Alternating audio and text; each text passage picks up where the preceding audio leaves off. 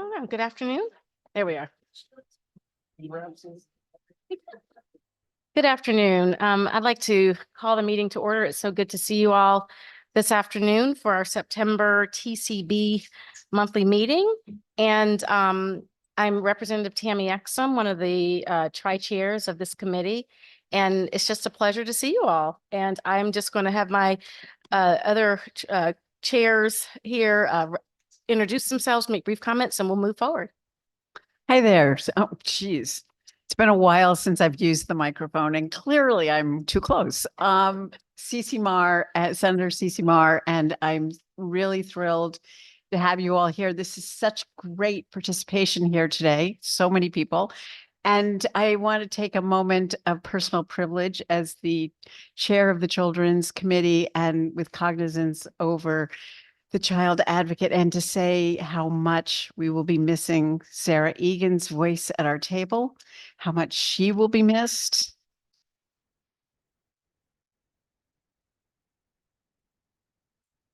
You will be missed in the Children's Committee. You will be missed by the parents around the state. And thank you so much for all the work that you've done for children in Connecticut. Just want to say thank you for that acknowledgement. That's really nice of you. And it's been a long road here at the Child Advocate's Office, 11 years. Tomorrow's my last day. And I hope I'm not gone forever from everything we're working on, as I know we're all deeply engaged in the ongoing work, and I expect to be back at it. Not always at the exact same tables, but I don't know, knocking on the door outside. So it's been great to be with all of you and look forward to the next journey. Thank you. All right. I'll also echo Sarah. I appreciate Claudia Gualtieri from OPM at one of the tri-chairs.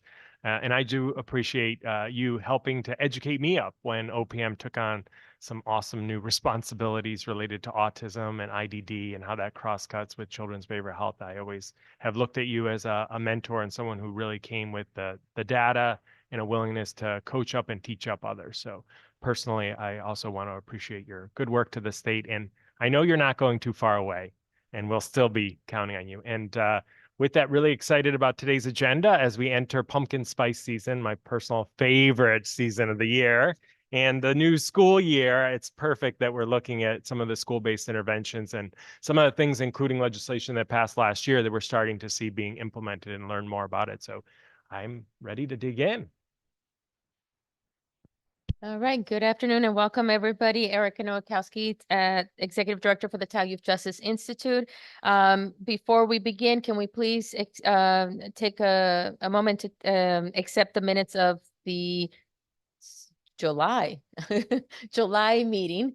Can I have a motion? So moved. Second.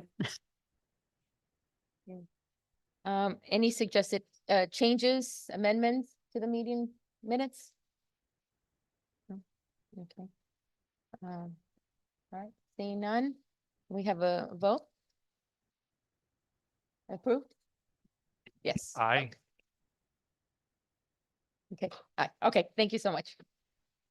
Okay, as Claudio mentioned, we have two great presentations coming. Actually, there's a slight modification on the agenda. There will be three presentations coming to you today. One is from the State Department of Education, to the Department of Social Services. This is a continuation from the July meeting. And then we are going to ask the Sarah Egan, Office of the Child Advocate, to provide an update on suicides among under 18-year-olds. And then we will give very briefly a quick update on the progress of the work for the TCB. And with that, I will give the floor to the Commissioner of the State Department of Education. Thank you. Thank you very much, and good afternoon, Chairs Marr, Exum, and Gualtieri, and members of the Transforming Children's Behavioral Health Policy and Planning Committee. I am Charlene Russell Tucker, Commissioner of Education. My deputy usually sits around the table, but the topic today was so important that I wanted to be here myself to be a part of the conversation. And so I want to thank you all for inviting us to really talk about school-based behavioral health services. You have the slide deck somewhere, so we'll put that up. But as you will see, the first slide, just permit me to introduce you to our education theme for this school year. As you see in the slide, it is a universe of opportunities. And that is what you see on the first slide. In Connecticut, we have 512,652 students, and every single one of them has a future that holds no bounds. And our theme this year captures the endless expanse of opportunities available to our students thanks to the collective work across all sectors, including those of you in this room that's at this committee level and actually the agencies that you also represent in your everyday work, supporting our state's education system. We have a lot, you can see from our slide, we only have 30 minutes, so we're going to dig right in. A lot that we could cover that will go beyond 30, but I'll dive right in and we'll go through we won't go through every slide in a lot of details, but wanted to make sure you had that information also with links that you could also click later and get some information. But I'll begin with some contextual information before turning it over to my colleague here, John Fasanelli, our division director, who will discuss challenges and opportunities and also our response to those that we've learned. But as the school door opens to the 24-25 school year, as I said, it's a universe of opportunities. I want you to peek inside that door because so many times, it has been my mission as commissioner to center all our public school education related conversations in Connecticut with an understanding of our education landscape. And this is all data from our EdSite data portal that you can get at a district level or you can get at the statewide level. But you can see, as I mentioned before, the 512,652 students in our state. But what does that say, or what does that mean from a landscape perspective? Yes, 275,000 identify as students of color, 225,000 eligible for free or reduced price meals, 92,000 students with disabilities, 54,000 students who are English language multilingual learners, and of that number, about 145 languages spoken by that population of our students. And yes, across our educational landscape, 180 languages spoken across our school districts. And always want to ensure that we recall and remember our 5,462 students who are experiencing homelessness and housing insecurity. And that is our latest data from our 23-24 school year. And yes, there's a dashboard for that. So at some point, if you want to take a look and see what that looks like at individual school districts across the state, there's an interactive map that you can use to find that out. Again, being data informed, so all the work that we're doing can be targeted. And they are all served in 1,554 schools or programs in the state, supported by 122,616 certified and non-certified staff. So that is the landscape of our education system in the state of Connecticut, and a nice backdrop to what we're going to talk about. The other context I'd like to share pertains to one of the major drivers to the agency efforts and initiatives, and that's our State Board of Education 5-year strategic plan for education for 2023 through 2028, which is entitled Every Student Prepared for Learning, Life, and Work Beyond School. It lays out the vision, and the 4 strategic priorities are on the screen. I won't read it all to you. There's a live link. So again, when you have a few moments downtime and you want to take a look at the entire plan, you can do so. But the 4 strategic priorities, again, over those years: equitable access to education for all learners, that include access to great teachers and leaders, and a diverse educational workforce, and there's a lot of work happening in that space. Ensuring safe and healthy learning environments with addressed students' social emotional well-being for all our learners, and indicate all our learners are certainly identified there, including, as I mentioned before, those who are experiencing food and housing insecurity. Elevating our curriculum frameworks to make sure that we develop rigorous, engaging instruction that's globally available across the system to all our school districts, regardless of where they are. And finally, creating multiple career pathways. And that's for all students in our system to explore multiple career pathways through coordinated and rigorous programs that are developed in partnerships with our institutions of higher education and our local and regional employers. And again, work going on in that space. Behind this high-level plan are agency implementation goals and targets. So what I'm sharing with you are the big picture, but they're goals and targets that we're holding ourselves to and accountable to our state board around it to ensure. So for example, we have targets around chronic absence where we want to be in a few years. We also have how we're going to reduce exclusionary discipline and much more. We've set targets for, but we don't have time to go into all that. Maybe that's another meeting. If I'm invited back, we can share those targets with you or share information as we work through that. Ensuring that every student, as I said before, prepared for learning life and work beyond school. We've identified, so we have the broad state agency plan, but we've also identified a number of focus areas for this school year. And those are on the other slide for you, but just to quickly share as well, that recruiting and retaining a diverse workforce of educators while we modernize our certification process that hasn't been touched in many, many years. That work is ongoing. Supporting safe and healthy learning environments for students and school staff with a continued attention to addressing their mental health needs. So that is a focus as we go through this school year, and John will share some of the progress that we're making there. Ensuring that students are physically present in the classroom every day and actively engaged in learning. I know being in our state that we share that information publicly. We also have another dashboard for that. So we have an attendance dashboard. Again, you can get information across the state for individual school districts, even down to the grade band, that you're able to get information on attendance across our system. And so invite you to also take a look at that. The data there also disaggregated. I think just about every data we produce are disaggregated by race, by gender, by students with disabilities that there's access. And again, I'm making the case for data being transparently and available because it's so important that we know what it is that we're trying to solve, because that will then drive how we get there when we have the information to inform our work. We're elevating the curriculum frameworks that we have with a continued focus on supporting early literacy, another focus area that we're working on, and modernizing and expanding post-secondary pathways that advance students in careers of their choice while growing Connecticut's workforce. For an example, there we have a target to look at the numbers of students that are earning 3+ dual credits or concurrent credits while they're still in high school so when they walk out of the door, that they're walking out, saving some money because they already have some credits under their belt. And we do have currently 24% of our high school students meet that goal, and our target is 60%. And so we're working in that area as well. Improving outcomes for all learners with a focus on increased access and opportunities for students with disabilities. I want certainly the 92,000 students with disabilities are certainly front and center at the work that we're doing as well. And so as you can see, supporting behavioral and mental health remains a priority.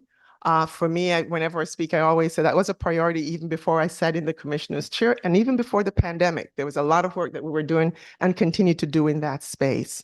And as I mentioned earlier, the issue of being data informed, really important, and it is certainly an underpinning of the work that we do. So I wanted to just set that context about our educational system before we move into the next phase of the presentation. One last thing though, before I opt out, I've given you a peek into our school, the door, but I also want to give you a peek into the work that we're doing in the agency by way of the committees and task force and groups that we're required to participate in and be a part of. We listed 13, we counted 13 individual task force or committees right now that's doing some aspect of well-being or behavioral health that we are at the table for. That's 13 of 60, that's 60 legislatively required committees that the department is required to either the commissioner or a commissioner designee to participate in. And that's really important to think about. And I know the charge of this group is to take a look and make some recommendations. And I think I recommend that we ask ourselves the question about all the groups and committees that we have in legislation. I take a moment of privilege to speak on behalf of my fellow commissioners that we're constantly looking at when we're charged with new committees or task force to participate with, the capacity to do that and to do it well. I think it's something worth us looking for. About 3 years ago when I was talking about this, I was talking about the 50 committees that we participate in, and today I'm talking about 60. So they're not going down, they're going up. But I think it's worth a conversation for all of us to take a look at the charge of these committees and how we're doing in terms of the impact and meaningful change for the work that we're doing. So I just wanted to share that. So that said, we realize that we need to give voice to those most affected by our policy decisions. And so In addition to all the committees, we are also on our own convening all kinds of constituents groups so we can hear from them so that we can learn more about how to target our implementation strategies and also our support. And with that, I'll turn it over to John. Thank you, Commissioner. John Fresnelli, Division Director at SDE in the areas of school health, child nutrition, and family services. Pleasure to be here. I'm going to jump right in. As the Commissioner had mentioned, all of the work that we do is data informed, and we pride ourselves on being able to hear those voices from the field.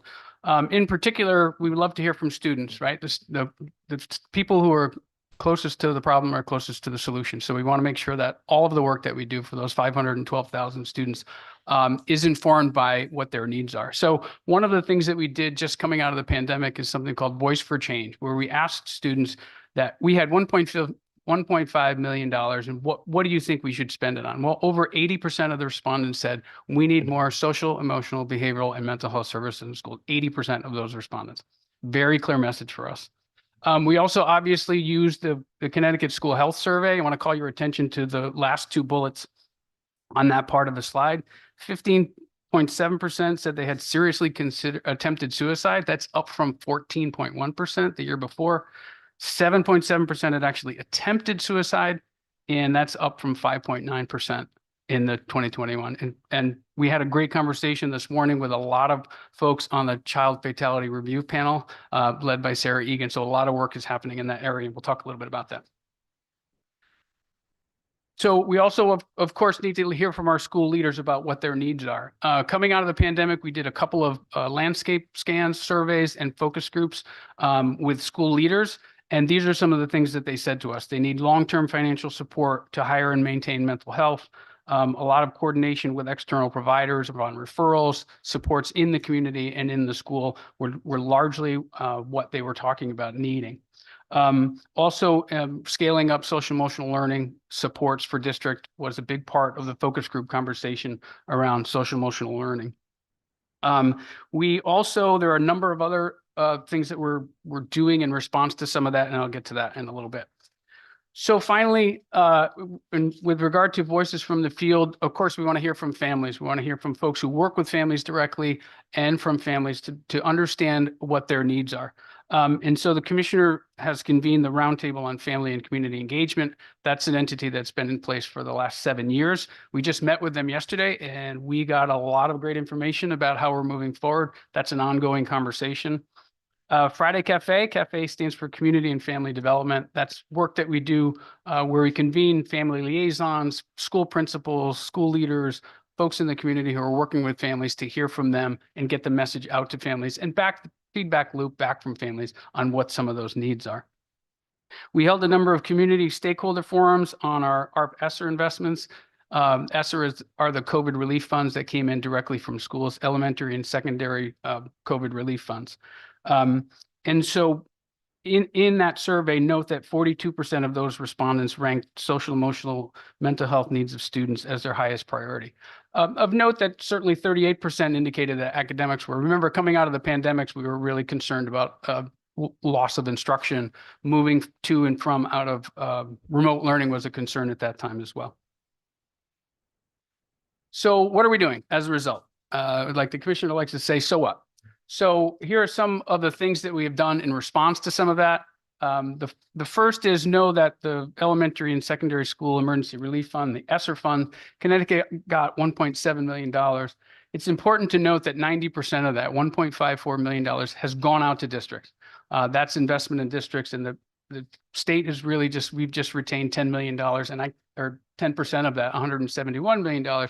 And I have to say that most of that actually went back out to districts and community providers for a number of services.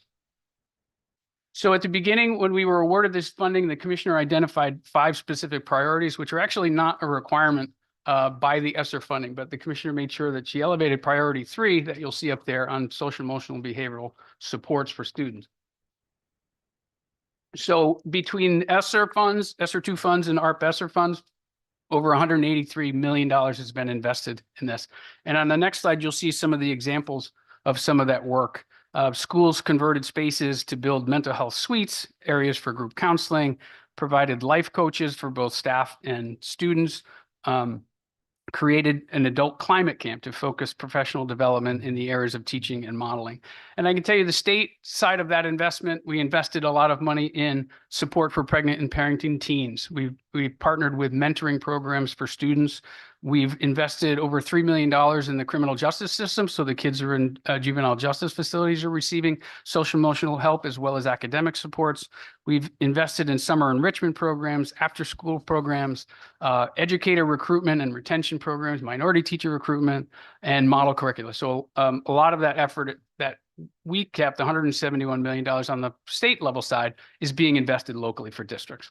And the one thing I'll say, John, interrupting, but for all this information as well about investments, we have a dashboard for that.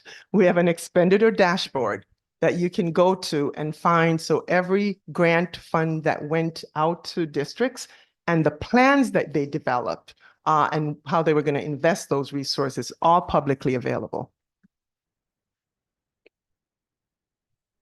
So again, thanks to our legislative partners, we were awarded, or we were provided with $28 million to provide mental health staff for school districts through the mental health workers grant and the mental health specialist grant. We've been able to, school districts have been able to hire 93 full-time equivalents of social workers, school counselors, school psychologists, trauma specialists, board certified behavior analysts, and school nurses, a whole host of staff that is continuing through school year 2026 with their staff is onboarded. We've also provided 84 schools and summer programs with mental health supports in the summertime. They can be school staff over the summer, or they can be programs that are operating as summer camps or enrichment camps that are pulling in mental health clinicians to support their students during the summer. This is critically important, as we discussed this morning around this suicide of teenagers. We saw a spike in teenage suicide this summer, with 9 of the annual 12 suicides happening since June 18th when school let out. So it's critically important that we address the mental health of students over the course of the summer between the school years. And there's a dashboard for that. And on your slide, you'll see we've taken the information that was something that was asked for us to do, and we developed the mental health staff ratio dashboard, and that is also by school district. So you're able to get that information at the school district level. All right, next slide. We've also invested in a student strengths assessment. This is a social emotional assessment for students. So far, it's implemented in 86 districts. With over 197,000 students. What this is a teacher-led or counselor-led, where they're really just observing students and seeing, for the younger students, how well are they getting along with others? How well are they working in teams? How often do they misbehave? What are the things that they're good at? And then we identify, like, okay, what are some of the things that they can be working on? Can they be working on social and peer interaction, taking turns, things like that? So this is the building blocks in the younger students around how they interact in schools. The Stronger Connections Grant Program is a federal expansion of the Title IV-A monies. This was by the bipartisan Safer Communities Act, and you can see some of the investments. We've had 43 districts we identified based on need who are working in these areas, and you can see the majority of which are improving social, emotional, and mental health. 10 are providing behavioral health interventions and addressing exclusionary discipline. And I will say, when we look at 7 addressing school safety, I can tell you that only 1 of those districts actually used the funds to hire security guards. Most of them are investing in security cameras and things like that. And because a lot of them were identified based on high levels of chronic absenteeism, and we know chronic absenteeism is closely linked to behavioral and mental health, districts are investing in that as well.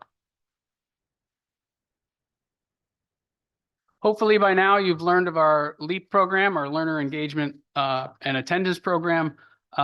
We are now in 25 different school districts, and we've done an evaluation that the commissioner will talk about a little bit later, demonstrating that this works. This is what we refer to as a relational home visiting program. We've got folks in the community who are trained, plus teachers who are trained. They go out in pairs, they meet with families wherever they are. Sometimes it's at the grocery store, sometimes it's on the front porch, sometimes it's at the library.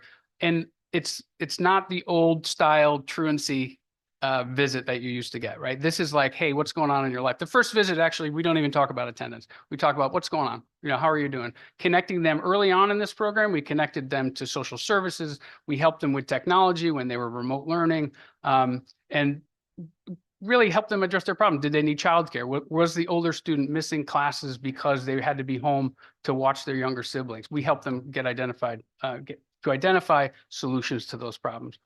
And you can see on the right, we're talking about not just improvements in attendance, right? Over time, we're talking about improved student engagement, improved family-school relationships, greater trust between school leaders and family members. That's a critical part of this. It's the relationship building.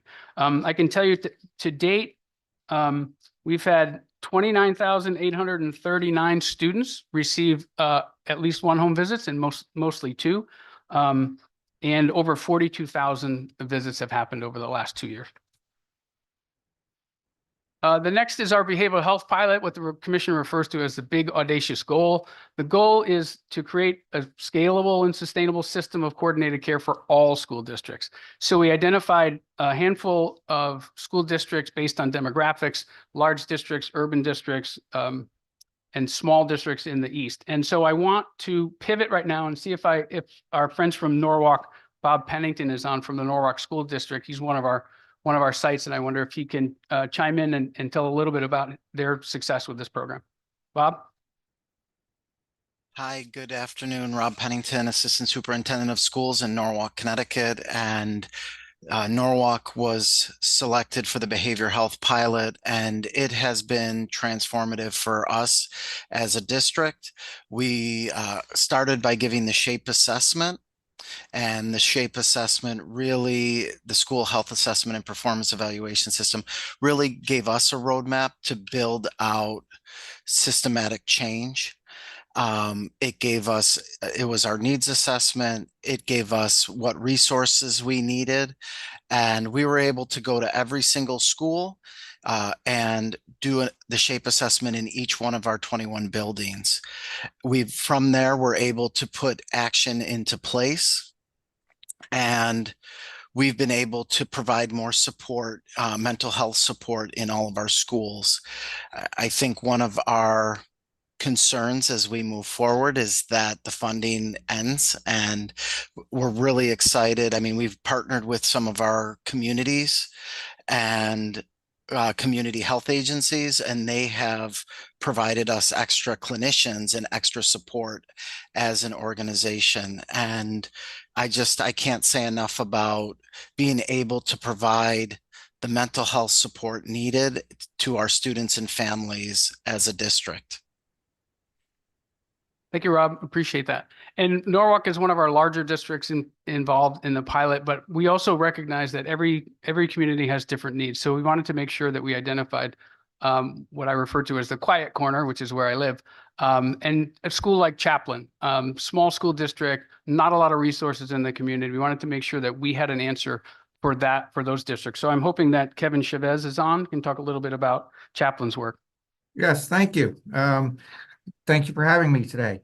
I think that every district, every school across the state, across the nation is sharing the same concerns, that mental, emotional, and behavioral welfare of all of our students.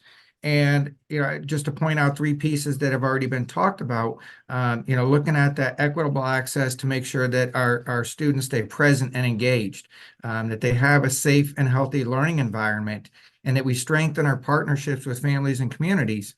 Through the mental health pilot, Norwalk has 21 schools. We're a 1-school district, but the needs aren't any different.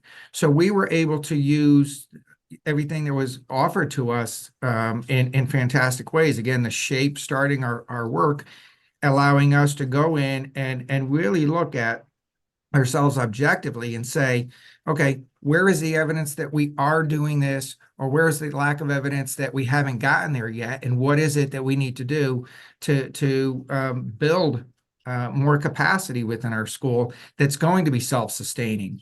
So, we really wanted to focus on, okay, what are we going to do for our students curriculum-wise so that we have a common language throughout not only the day, no matter where you are in the building, but throughout the years when you go from one grade to another. We wanted that mental health screener piece that we now have working into it.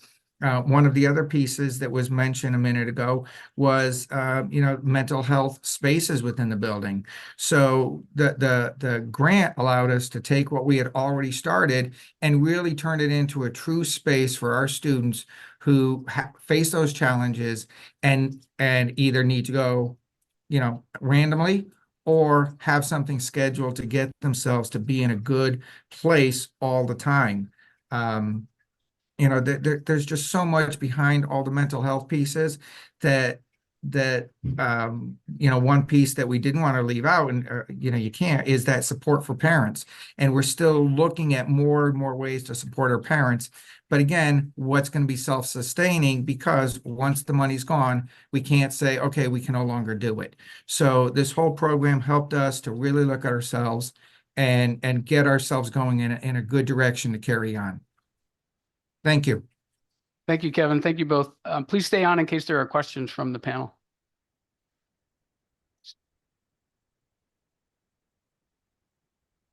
So can I go to the next slide?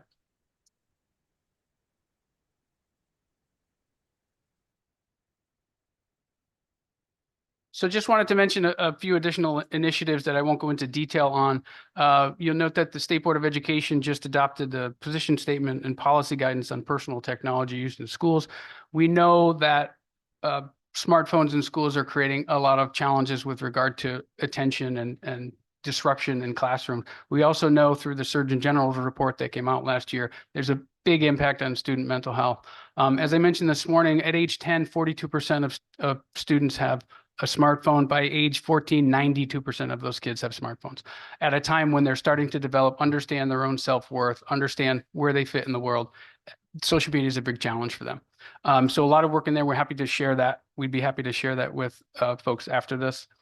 We're resurrecting our virtual house calls for families that was happening during COVID. This is an after hours direct conversation between behavioral pediatricians and other experts. Our partners at DCF and DEMIS are going to participate to talk about suicide prevention. This is a direct conversation with families that's happening so they can ask questions of experts. And an interesting thing happens during those calls is that families start to chat with each other in the chat and start to say, hey, do you live in that area? You should see my pediatrician. He's this. Or, hey, there's this organization out here. Call me at this number and we'll get together. So it's a really great networking opportunity for families as well. Suicide prevention efforts, again, a lot of work happening in this area.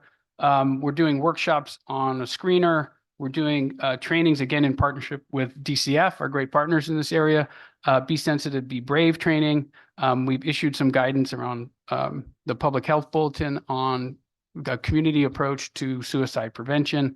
And then 988, this year, 988 is required to be on the ID cards for students in grades 6 to 12. So we've shared that information and we talked this morning about additional opportunities to get the word out to districts around 988. So families know that 988 and 211 are available to them. Handle with Care is a great partnership with law enforcement where if something happens in the community and the student is exposed to some maybe community violence or some domestic violence, that the law enforcement notifies the school and don't share the details, but they just say, hey, Johnny had a little hard time last night. We had a problem in his community. Just greet him with kid gloves when he shows up this morning. And it's a great program. It's happening in a couple of our districts and we're going to expand it statewide. We have a big focus on school climate and culture, a lot of efforts happening in that area in the agency. And then urgent care centers, as the commissioner mentioned, are a big focus. We had the governor's roundtable a couple of weeks ago on suicide prevention at one of the UCCs. So that's a critical part, and we want to make sure districts are aware of that. So I will end with investments in child nutrition programs. We hear a lot from families about the benefits of universal meal programs.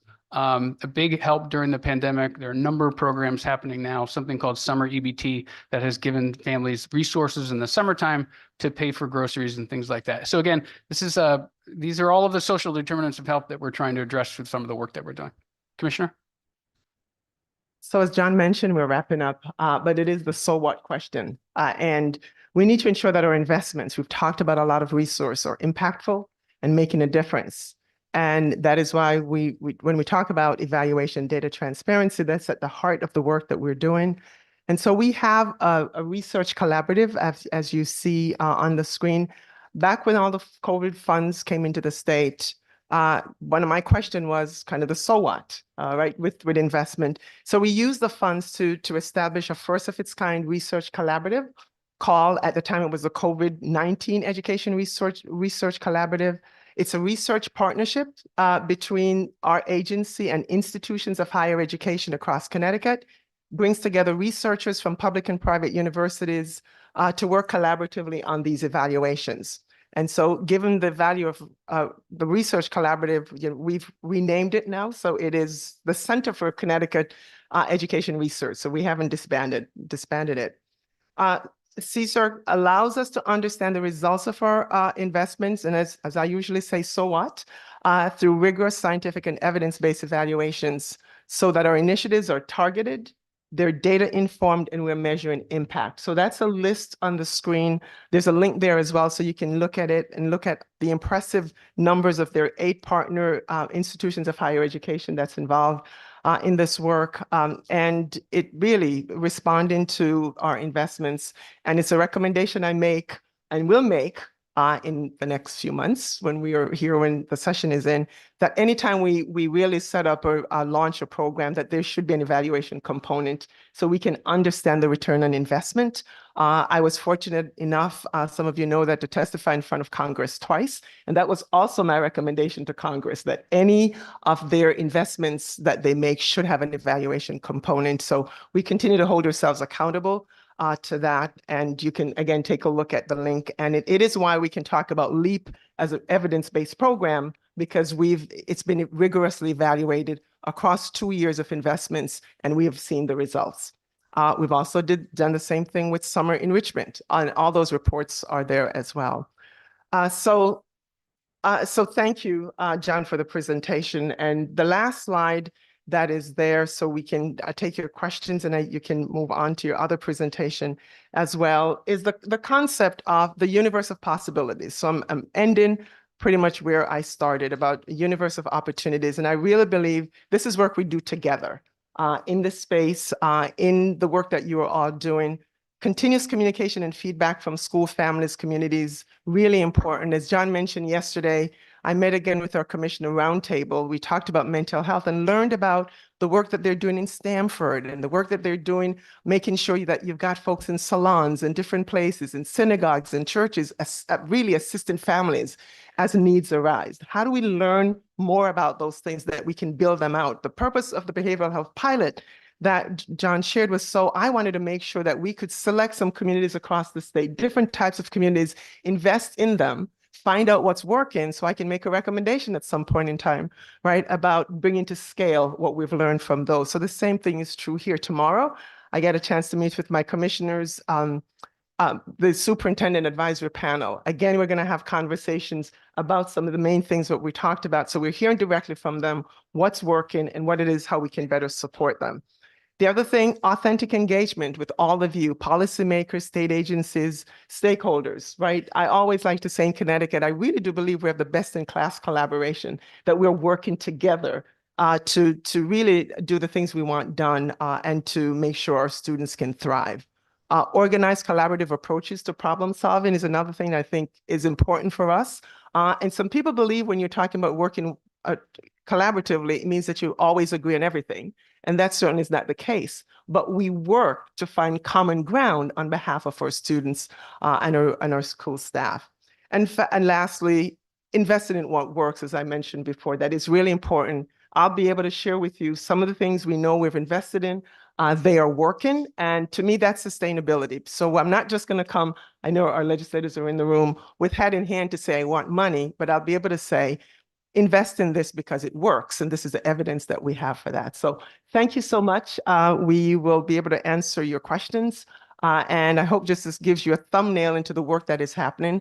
A lot of things that still needs to happen, and we are listening very carefully so we can get that done. But we do it in partnerships. We do it together. So thank you. Thank you so much, Commissioner, and thank you so much for that presentation. That was a very rich and important presentation. I was thinking about the fact that you are on, so you have 60 different reports that you're saying, different committees, which you have to provide information, and that is a really steep and overwhelming number. I think it also speaks to the importance of the role of education and how it touches all of these students and families. And I think how we're all really trying to figure out the best ways to access our students and to address their different needs. But that is something that definitely, I agree, needs to be looked at more closely. But this was a really wonderful and meaningful presentation. I just also want to say I echo so much around data, transparency, evaluation, accountability, and the different dashboards that you've mentioned, I think are incredibly important. That's probably one of the reasons that when you look at TCB, when looking and putting together this legislation, there were so many gaps in what I was seeking and so many of my colleagues. And data is really important because it helps us to figure out what we do next steps. And so I really appreciate the focus and emphasis on that and the presentation. And finally, I just really, because I see there's some questions and I don't want to belabor this, I appreciate hearing the voices of different communities, because this is a really important snapshot into what different communities experience, yet we can share so much from each other. And I appreciate the presentations that you had here, just so we can kind of get a glimpse into what it looks like. And finally, I said it was my final point, looking at, and we'll discuss later, what is happening right now is incredibly impactful. And I have so in mind and look forward to hearing from Sarah Egan later as we talk about what is happening with our young people over the summer regarding suicides and the increase. And I'm glad that you addressed that, and that will be something we'll be speaking on later this afternoon. I'll have my co-chair speak, and then we have other questions. Yeah, I'll be very quick. Thank you both very much for this. And thank you for having the voice of the educators in the community. I did want to ask on the $20 million, taking out the summer mental health support, $8 million. That's $20 million, 93 staff. My question is twofold. One, how many staff weren't able to be hired because we couldn't find them? I didn't know if you had that in your dashboard. Thank you for the dashboard. And then the second thing is, what are we going to do when this money goes away? How are we going to support those? I'm going to talk about the data. Because both of those pieces, one, what are the unmet needs? And secondly, what do we do at the end of this funding period? Thank you. Thank you. I'll begin. It's an excellent question. And you will recall that the School Mental Health Workers Grant, which I think is referred to as the Social Workers Grant in legislation that came out in 2022 for 2023, we were able to implement that right away. That was the $5 million grant. And by the end of that year, they were able to hire actually 20 people, but it ends up being a little bit more than that. So those were able to be hired. With the mental health specialist grant, that expanded it to not just social workers and school psychologists and school counselors and school nurses, included board certified behavior analysts, included licensed professional counselors, included behavior technicians, trauma specialists, and others. You will recall in the last legislative session, we actually shifted that forward because districts had such a hard time hiring people. You were gracious enough in both houses to move that so that we could extend that beginning actually in school year 2024. And that way they can have those positions through 2026. And all of those, the other 73 have since hired someone in that position. I will say to your point that in some cases they were looking for social workers and came back to us as like, I can't find a social worker, particularly in small districts where social workers sometimes shared between districts. They had a hard time. So we reworked some of the language for them, and they were able to hire board certified behavior analysts instead, or someone who could come on and do trauma-informed training with districts if they couldn't find a social worker or a school counselor.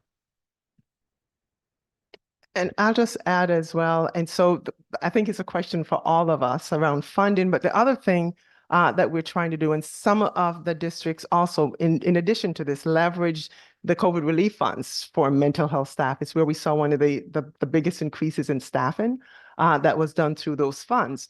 And so right now we're working with districts. I just had a webinar with our Alliance district last week, really helping them assess existing funding, like federal funding that they have, and how to blend and braid the funding to help to continue to support some of this. I don't believe that's the answer to everything, but we're also looking at what's currently in the pipeline and how those funds are utilized, and trying to give districts the tools to take a look at some of those existing federal resources that they have, to see if there's a way to deploy some of that. But I do believe that's a conversation that we should be all having about where we stand at the end of these resources. And oh, by the way, 9/30 is the last date that our districts can utilize these relief funds to pay for staff.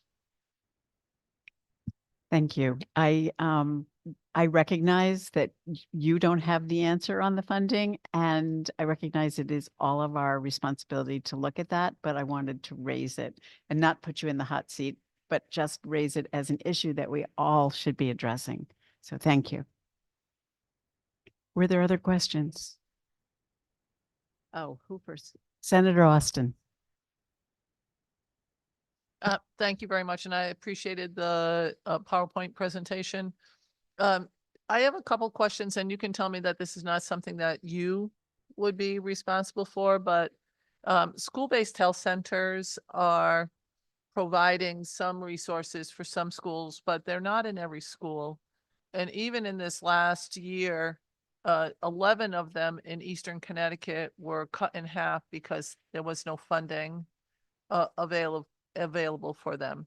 Do you have an idea on how many school-based health centers are what schools they're in, what schools they're not in, and how they're being funded? Because it seems to me that there's a mishmash of funding mechanisms around the state.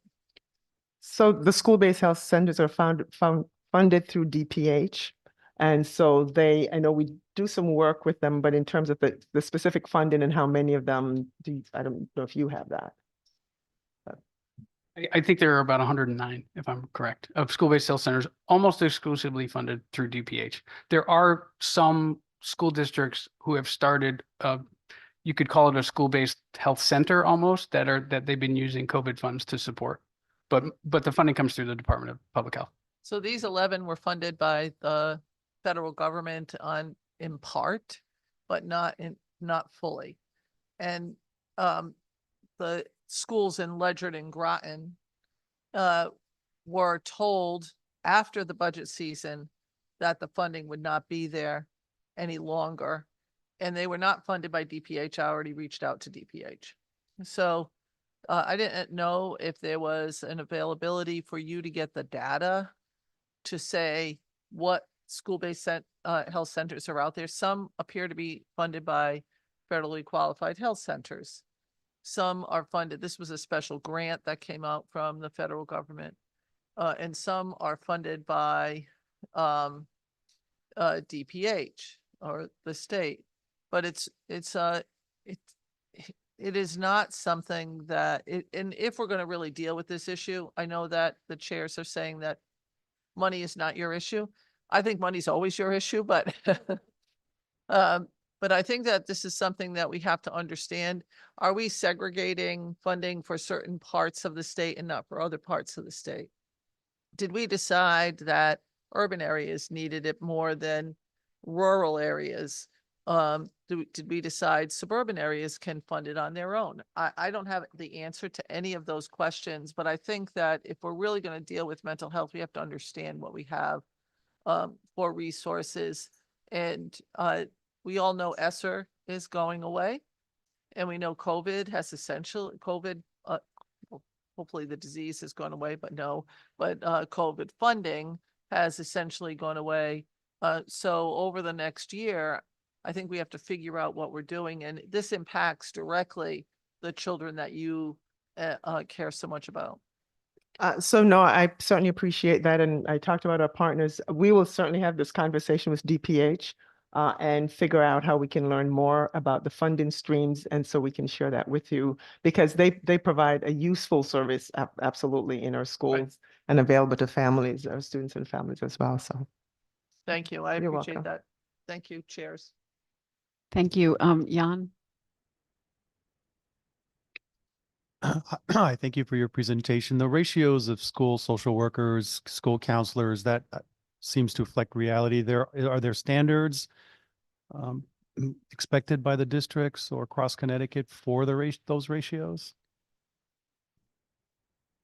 So the ratios, when we talk about ratios of students to staff, particularly with school counselors, school psychologists, school social workers, some of the published ratios come out from the national associations that represent those groups. Not that that's not valid, but we work with districts because districts have staff to support their specific needs. In other words, if you'll notice on the slide that the ratio of school counselors in high schools is pretty low. There's just under 200 students for each one. Whereas in the lower grades, it might be higher because there's not as much of a need in the lower grades for a school counselor as there might be for preparing students for college and career after that.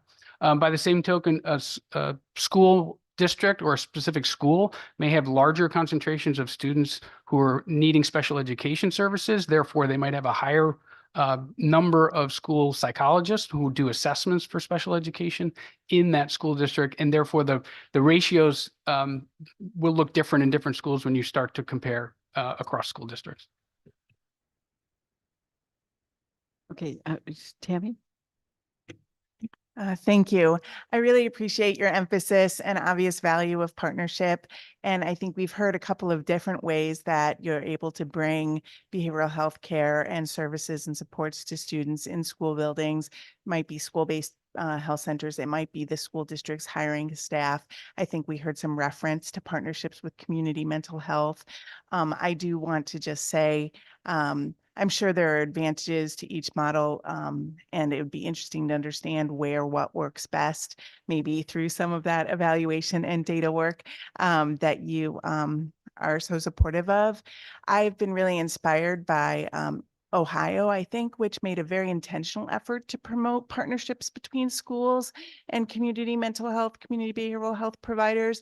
And since 2017 has increased the number of school buildings that are receiving support, student behavioral health support in their school buildings by 155% through school and community mental health partnerships. So this is more of an endorsement for that as a strategy that we could continue to promote as a state than a question, but I welcome your comments. No, thank you for that. And we're as state superintendents or state commissioners, the titles change depending on where you are. We're constantly collaborating to find out what we're all doing. And I know in some cases, and I know you're going to hear from DSS, Medicaid reimbursement has been used a lot in some other states to shore up the funding for some of these providers in school districts. But I just wrote Ohio down because I will be checking in with my colleague in Ohio to see what they're doing. So thank you. Thank you. Representative Walker is online, and then hopefully we'll be able to get to you too, Edith, but we have to end at 3. Just putting that out there. Thank you. Thank you. No pressure. Okay, thank you.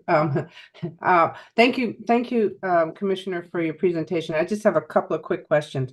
First of all, no, 3. I have one statement.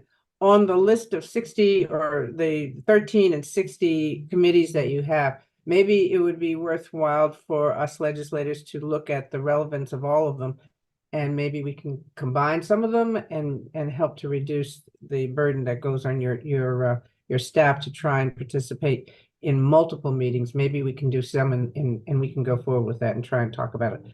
I also heard, I think it was John that talked about the number of home visits that were going on in the school districts. And I think he said something like 43,000, which on that single number is very good, but that's less than 8%. That's about 8% of the students in the state of Connecticut, which I think absenteeism is one of the big flares that we should pay attention to, because that lets us know that there's something going wrong. And I don't know if our districts really have down how to address those, at least in some of the bigger cities, because I looked at some numbers on some of the schools in my district, and the numbers are starting to creep up almost to and surpass where we were last year at this time. So I'm very concerned about how we get districts to actually do the due diligence in the higher areas that we know are not I don't know, not counting or directly working with supporting the families and the children that seem to be having issues that have stopped them from going to school. So do you have any ideas or comments or how we should address those things? Thank you, Representative. Great question. There are a number of initiatives in addition to LEAP that are happening. Every third Tuesday of the month, we get together with our liaisons, our folks in the district on the district level who are responsible for attendance. And that's an opportunity for them to share with each other some of the things that are happening that are showing success. So we continue to do that work and share amongst districts so that they can collaborate and we can share best practices on attendance. The other thing I'll also add, Representative, is that Connecticut is one of the few states that we literally collect this information on a monthly basis. Before we moved to monthly reporting at the state level, you would get it once per year. And I call it a postmortem, right? It was after the year was over, nothing that you can do. But we're getting that information on a monthly basis. And we're using that, disaggregating it, looking at the districts, looking at the grade bands where we're seeing most concern, looking at our student populations, the different student populations. Is it our students with disabilities? Is it about our students who are experiencing homelessness? So we're literally taking that deep dive on a monthly basis so that we can deploy support, direct support to our districts. So in addition to what John mentioned, those meetings, we also bring in partners to come in and talk to districts, learn from them, and the districts are using this information as well to support them. It is a challenge. It truly is a challenge because in some cases, the intervention is not a one and done, right? You can have, and I know this from going out to visit school districts and with families and students, right? You may think you have something taken care of and something else happened, life happens, and something happened with that student again. So this is really very intentional work that must be done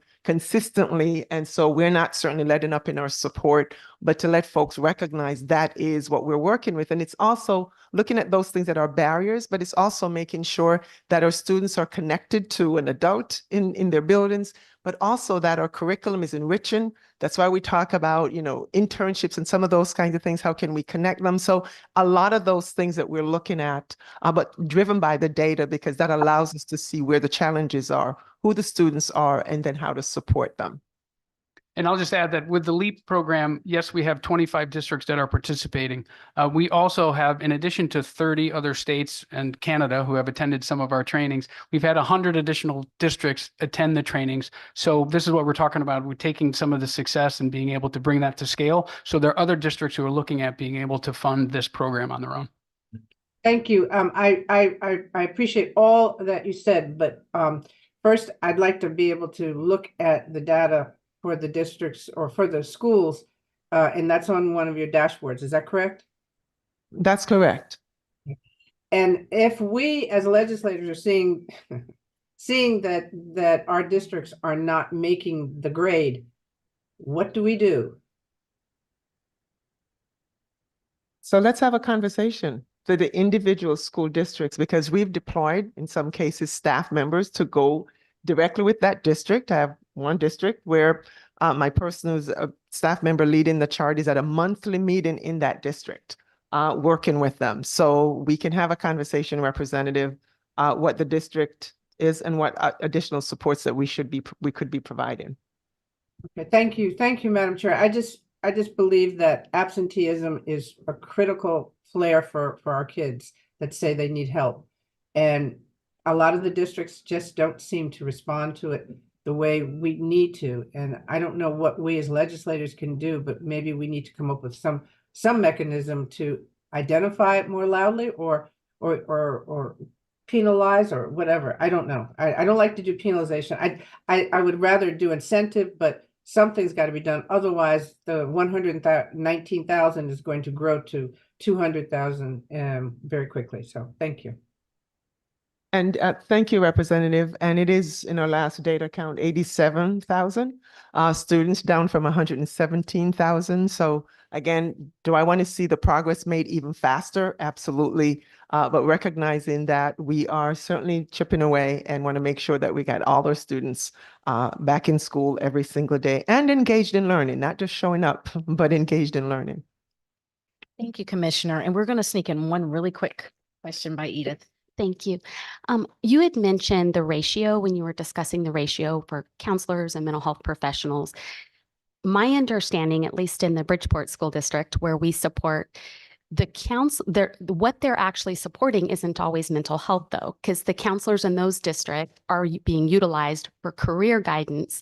Social workers are being utilized for IEP. So they rely heavily on community-based organizations like ours to actually bring in our mental health staff to actually provide treatment. And so I just didn't know if if everybody's understanding that, that it's not, those counselors and social workers aren't providing treatment often. Right. I mean, it's a good point. So very often, again, in the high school level, they're working with students on college and career. But social workers are working with families, as is their charge, right? And that's why I think the mental health specialist grant is particularly helpful, because that opened the door for folks to be hired who are licensed professional counselors, who are great counselors, but are not actually certified to work in schools, so they can serve as case managers and care coordination for those students, both to handle sort of the lower level stuff, so that school psychologists and the certified staff can work directly with families and directly with students around sort of the higher level, higher tier concerns, but also be able to refer out to the community, right? Because a lot of this work can't always happen in the school districts. Schools can't do it alone. So we need a behavioral health network in the community that we can refer to, that schools can refer to for some of that work. Thank you. And I think that was a really excellent point.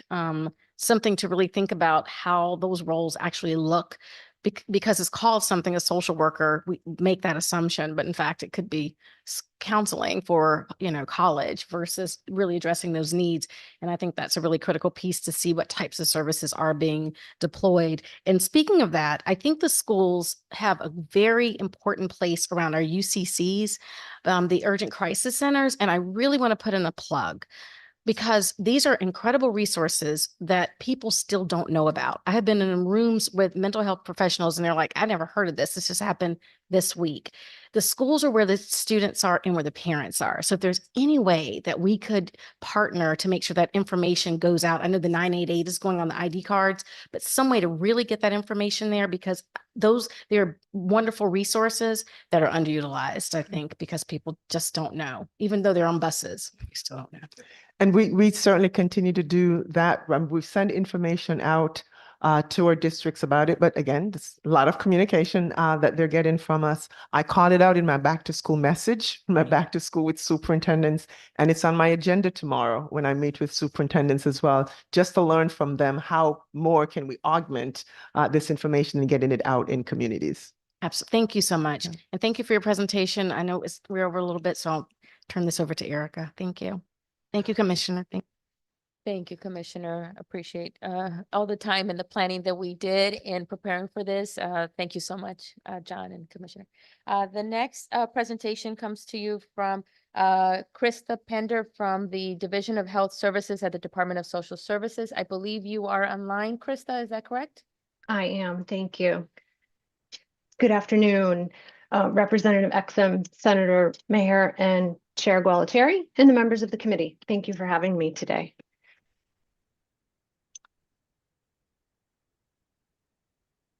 Thank you. Please go ahead with your presentation. Okay, thank you. So next slide, please.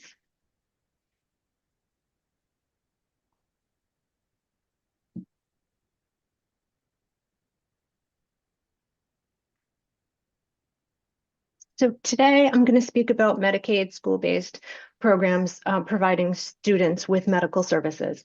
The first slide is a comparison of the school-based child health program, which is operated by the school districts, and also including the school-based health centers, as was mentioned by Senator Austin.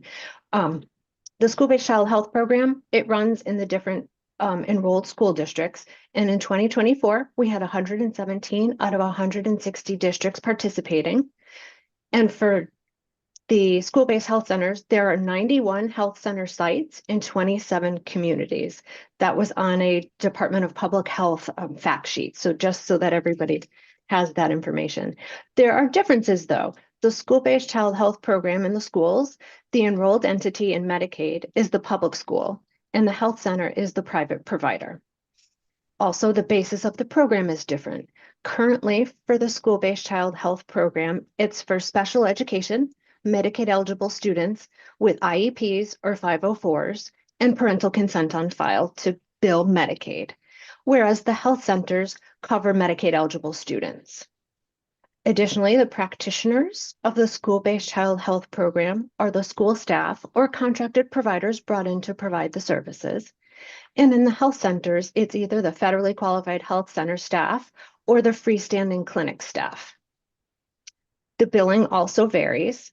The school district bills Medicaid via a certified public expenditure in the school-based child health program, and they receive 25% of the federal match. And on the school-based health center side, the private provider bills Medicaid directly. So the FQHC bills Medicaid their encounter rate for the services, and the freestanding clinic bills based off the clinic fee schedule. And the services also differ.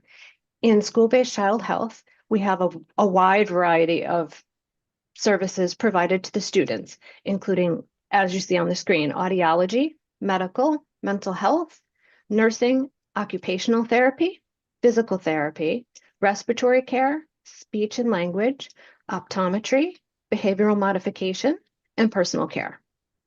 In the health centers, they provide medical, dental, and behavioral health services offered by the FQHC, and the clinic would provide any services that are available on the clinic fee schedule. It's a little different. Next slide, please.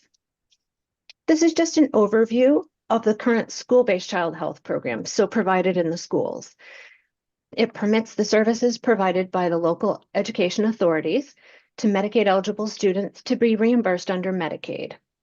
The services are certified for Medicaid claiming using random moment time studies, monthly service claiming, quarterly administrative cost reporting, and annual cost settlements. As I stated on the first slide, in 2024, we have 117 out of 160 districts enrolled in the program. You could see 116 of the 117 use billing vendors to help them in the assistance of the administration of the program. 33 districts opted out as their student population was under 1,000 students, and that was allowed in the legislation. And we have 10 districts who were either under the 1,000 student count or who are not enrolled. The total gross Medicaid cost in fiscal year 2021 totaled $58 million, and in fiscal year 22 totaled $61 million. Again, the services include assessments, audiology, medical, mental health, nursing, OT, PT, respiratory speech, behavior mod, personal care, and optometry. And the services are provided by qualified district staff or contracted providers. Next slide, please.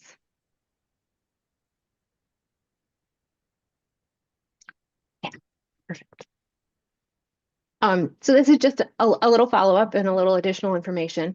The current school-based child health programs allows for the billing of the Medicaid eligible special education students with IEPs or 504 plans that include medical services, and consent is required for the school to bill Medicaid. Public Act 2481 allows the districts to bill for medical services provided on behalf of all Medicaid eligible students, regardless of whether the services are provided as part of an IEP or a 504 plan. As required in the legislation, A state plan amendment for this expansion will be submitted to the Centers of Medicare and Medicaid Services, CMS, by October 1st, 2025, and our projected full implementation date is July 1, 2026 for that expansion. In the appendix, I'll mention you'll see details on the CMS guidance that was issued in 2023 that became part of the bipartisan Safer Communities Act. They issued updated school-based claiming guidance, and they required certain items for compliance in the school-based child health program to be implemented by June of 2026, and also gave a list of optional flexibilities that states are able to review and implement as part of those June 1, 2026 changes.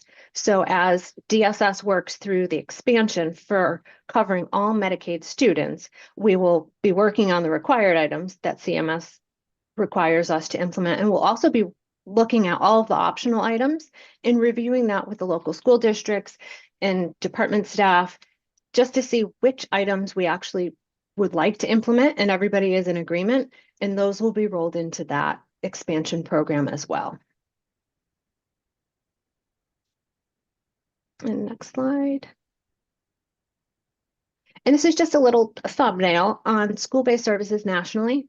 In October 2023, there were 17 states, according to CMS, that had expanded school-based services, of which Connecticut was one. The Healthy Schools campaign, in a similar time frame, noted that 25 states had expanded school-based services. There were 18 covering all Medicaid students for all medically necessary services, 4 with a defined package, and 3 states covering specific services to some students. When we implement the expansion under Public Act 2481, we're going to join those 22 states offering a defined package to all Medicaid eligible students. And the next slide just gives some high-level information, well, detailed information, honestly, on the current school-based child health program, just so that everybody has a little bit more information on the detailed administrative effort that the schools have to enter for the school-based child health program that's currently operating in the state of Connecticut. And that's the end of my presentation. I'm happy to answer any questions. And thank you for having me. Krista, thank you so much for your presentation. I guess this is a lot of information, and I really appreciate you presenting it. My question is, what are the bright spots that you're seeing in school-based healthcare? And what are the places that you're all seeing that needs to be really focused in on? It's exciting to see that the schools are this is getting federal Medicaid money for services that they already have to provide. So if they're able to actually provide the service and receive the federal benefit, it's exciting for DSS to be a party to that. So we're very excited. And the work for the expansion is going to be a heavy lift, but we're also excited. Other states have expanded, so we have their background to kind of jump in and use some of their pluses and minuses and see if there's any hiccups in the road that we can maybe address as we're going through the implementation to hopefully avoid and provide qualified, staff and services to the students and get them good services that they need. Thank you. Representative Nuccio. Thank you, Madam Chair, and thank you for the presentation. So I was wondering if you can just clarify, looking at this between the school-based children health center and the school-based health center. Are these 100% funded by Medicaid, by the billing for the services, whether it be to Medicaid, Medicare, or to private insurance? Well, we would only deal with the Medicaid side. So we only see in the schools for the school-based child health program for special ed students currently, it's just Medicaid funding that DSS is involved in. We honestly don't have any idea on the insurance aspect of that. Okay, so you're only seeing students that are on Medicaid then, and not anybody with private insurance? Through the school-based child health program, yes. Okay, and the funding, so the health centers are funded through that mechanism? Well, the health centers are able to receive Medicaid reimbursement for their services for any Medicaid eligible student, yes. Okay, so I guess what I'm trying to get at, are they funded by local property tax dollars also, or is it just through the services that you're billing? On the school-based child health, they would also be funded through the property tax and the school budgets. Okay, thank you. Claudia? Thank you for this presentation. I know that when we were working through some of the earlier iterations of this bill, it was very much a dense topic where we're trying to move a lot of technical pieces in Medicaid. And I think you've done a pretty good job of giving us a landscape assessment. Just a few points to sort of underscore.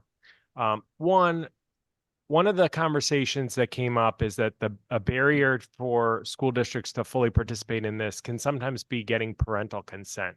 My understanding is that there was some conversations at the federal level and some rulemaking has initiated that would help streamline or take some of the burden off of the parental consent requirement. Can you speak to any of the latest state of play at the federal level? I imagine maybe some of that will have to wait for the federal elections to be done, but do you have any insights on the possibility of the parental consent barrier being more flexible in the future? Thank you for that. I know there was a proposal from the U.S. Department of Education to take away some of the parental consent requirements.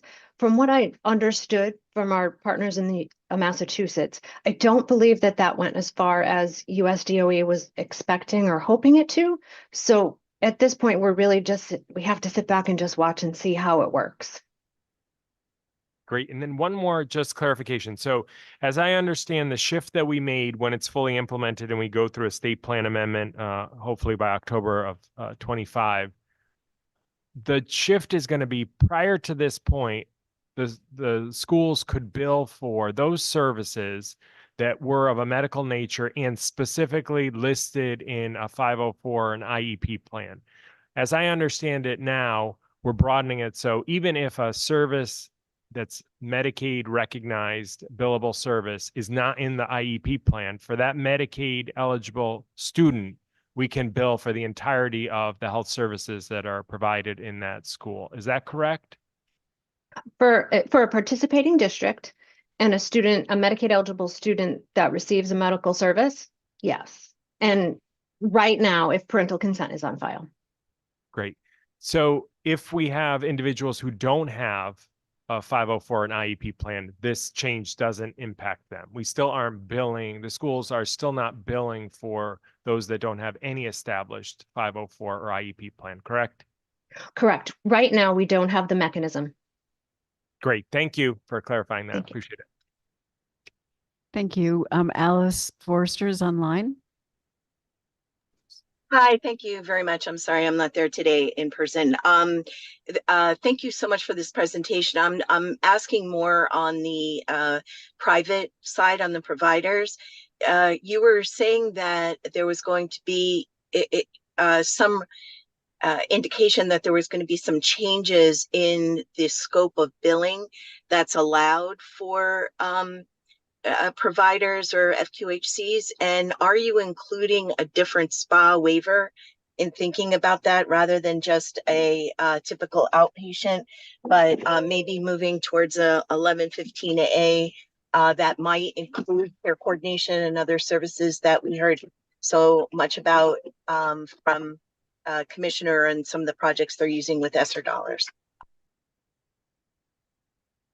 Thank you. Right now for the school-based child health program, it's just going to be a state plan amendment to expand from the special ed to the Medicaid eligible students in the schools. As far as the health centers, that's a different avenue altogether and really wasn't included in Public Act 2481. Thank you. I just, as a comment, I think it would be really useful for the legislators to understand again that the services that are billable within the school are often both, as Representative Nunzio was asking, for private provider, for private insurance and Medicaid, are often limited by all of the different bureaucratic paperwork that has to be done in a school, as it would be in an outpatient clinic. And there's a lot of barriers to care related to that. So we could talk about that at another group, but I think it's important to note that the mental health services aren't as holistic as they should be within the school. Thank you. Dr. Powers, did you have a question? Yeah, I do. And this was really informative. And thank you for it. I need a point of clarification about something, and it has to do with what's been described as medically based versus educationally based services as they apply to kids who have Medicaid, who have IEPs.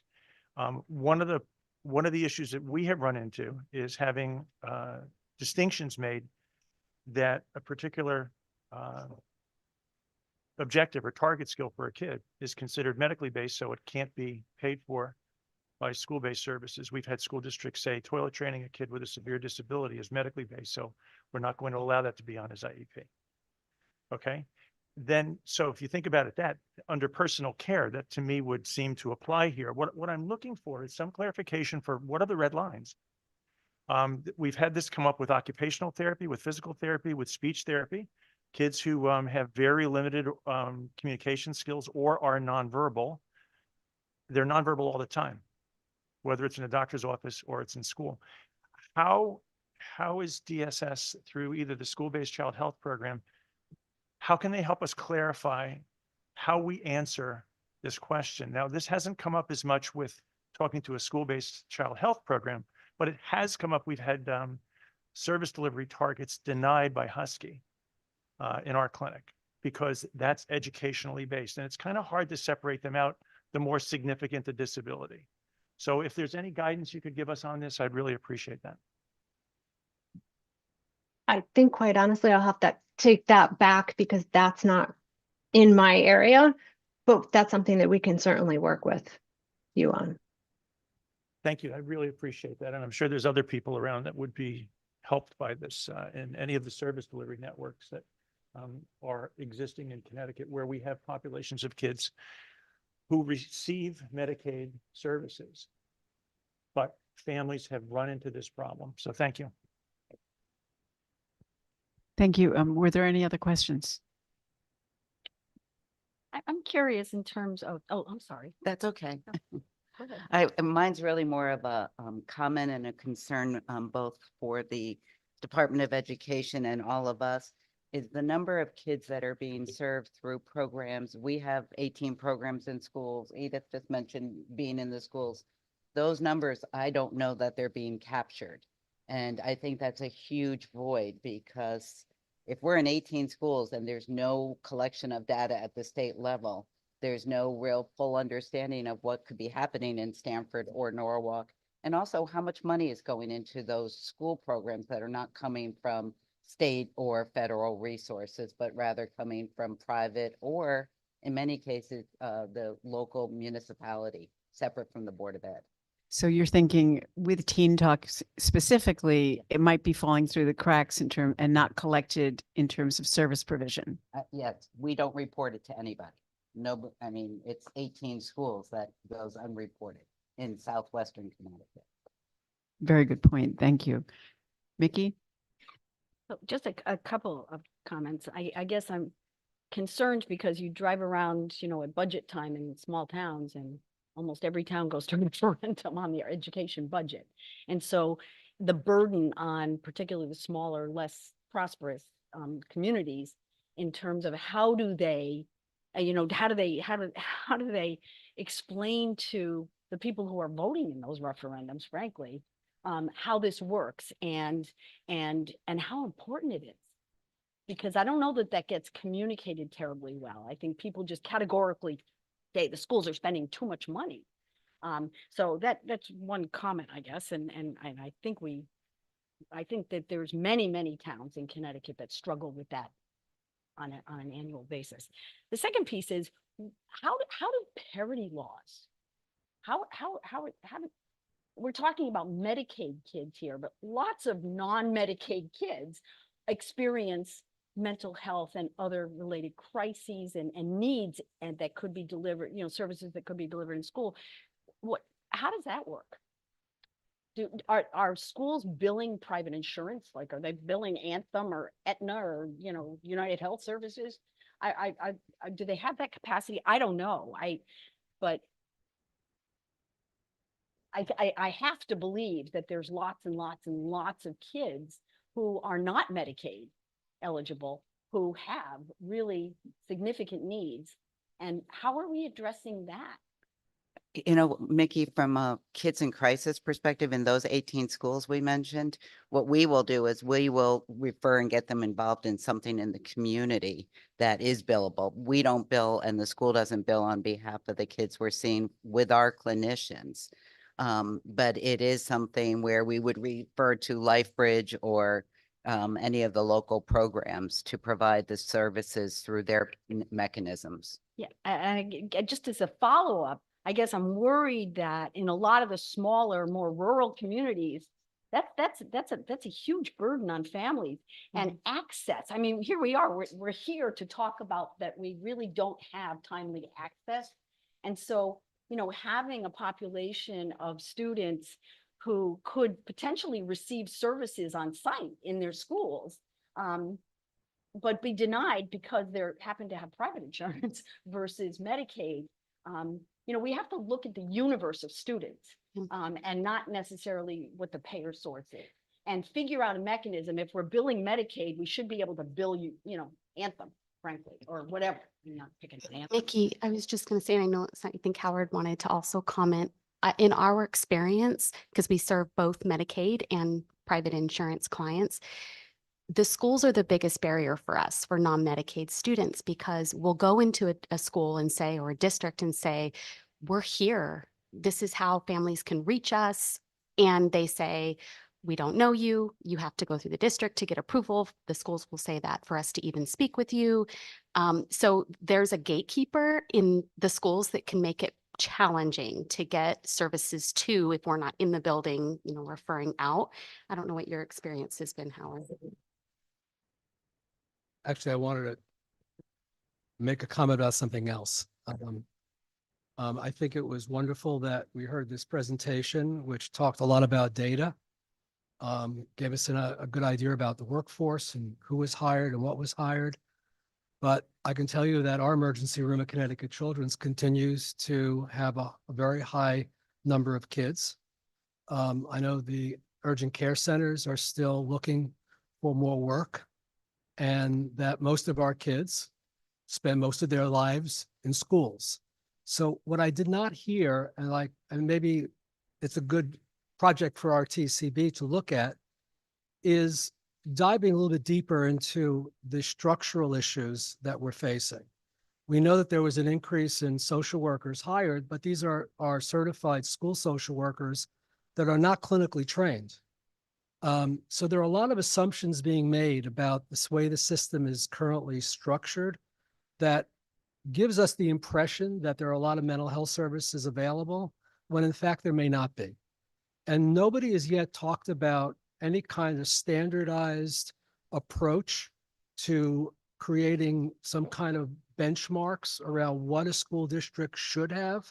We have, 169 districts in this state, and there's no uniformity at all. It's a patchwork. You're here. Some have school mental health centers, others don't, but there are no standards that I've heard of yet to guide a school district and a community in terms of what is really necessary to address the mental health needs of kids. But more importantly, I think we're dealing with a level of acuity that we've never seen before. And it demands that we begin to really look at what training do we need to bring to schools, to school administrators, to principals, to help them better access the resources that are out here. Taking a child who has an episode in school and saying, and I've heard this, and saying, I can't wait for mobile crisis, just call an ambulance and get him to the hospital, is not an answer. But I believe that that's still the practice in many school districts around the state. So we've done a tremendous amount of work, and credit to all of us in our leadership in getting these UCCs created, but we're not using them properly. And the data that we have illustrates that the problem still exists.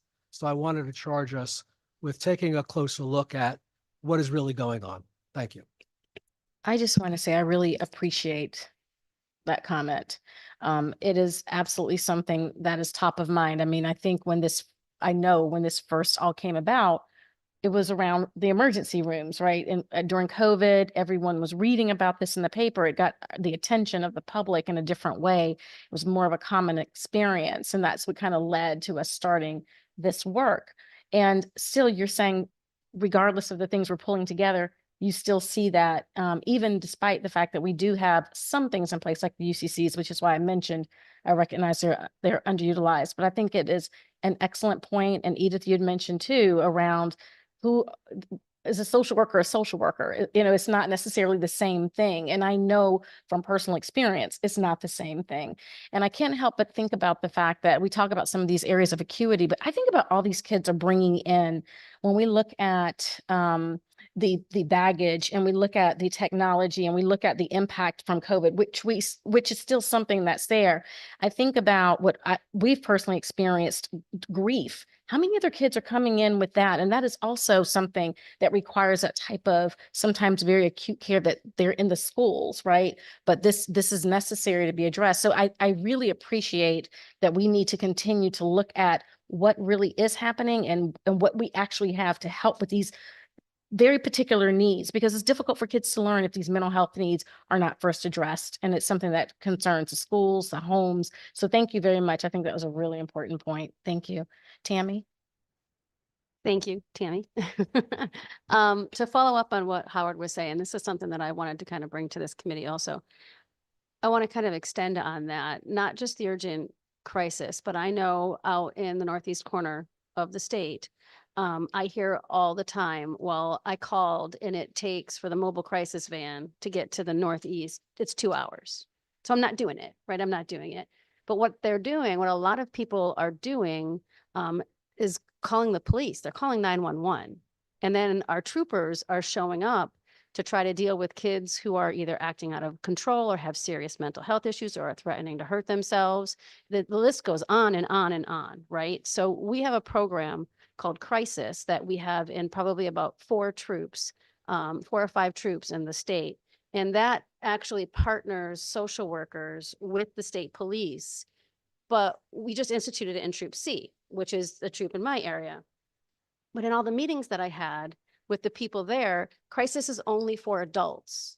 But where the big uptick is, that I know this for a fact from talking to multiple state troopers in Troop C's area, it's a massive uptick in 911 calls for children. They're ECing kids left and right? Kids that they say something, police are ECing them because that's their protocol. You know, you say certain things, you're getting EC'd, right? Doesn't matter if they're 9 or 90. So this is also a big issue with, you know, you're having the state police go out to try to handle these issues, these mental health issues with children, because crisis van is not getting there in a timely manner. So 911, then they're calling the ambulance and they're having these kids go to the emergency room. And that's the way that it's going. I would like to see us implement a crisis program for children, right? So we have the crisis for adult. We know that it works. It has taken like emergency committals down and the troops that are doing it by over 50%. Willimantic Police does it also well over 50%. They're not doing as many emergency committals because they've got social workers that are working with these families to make sure they've got services, to make sure that they're getting the treatment that they need, to follow up with them. They also become a trusted source in the community with those families. So when something's happening, they can still call 911, but now they're working also with a social worker. So those calls go down, right? So I would love to see us expand crisis. I actually have an email. I was talking to Amy at the state police about how to implement something like this, because it's a different program. It's just focused on kids, but it's crisis related. And if that means we get the mobile van out there quicker or whatever, like I think this is something that we have to vitally do, because it's also a strain on the state police resources. They're not, you know, we can train them high level, but they're not trained to deal with a 11-year-old having a mental health crisis. So this is something I think I would really like us to look into for the next session, is how do we expand crisis to children, a program for children, and how do we improve the call time of the crisis vans that work great here in the cities, But when you're talking, I'm 40 miles out or I'm 50 miles out and it's taking 2 hours, it's too late, right? It doesn't, I'm not calling, I'm not gonna. So I think that's something we need to really. Thank you so much for that. That is definitely something we need to have continued conversations around. Thank you for sharing that too. Commissioner Hillary? What I've appreciated so far during this conversation is the holistic approach that we're all taking and the common concern that we all have. I do believe it does take the entire village, and I appreciate all the comments that were made, especially the one that was just made by you, Tammy. I do think we need to diversify training efforts to anyone who might have a touch point with kids in that way. And we had talked about training for police officers and so on and so forth. In fact, I'm going to be meeting with some police departments soon to have a similar kind of discussion.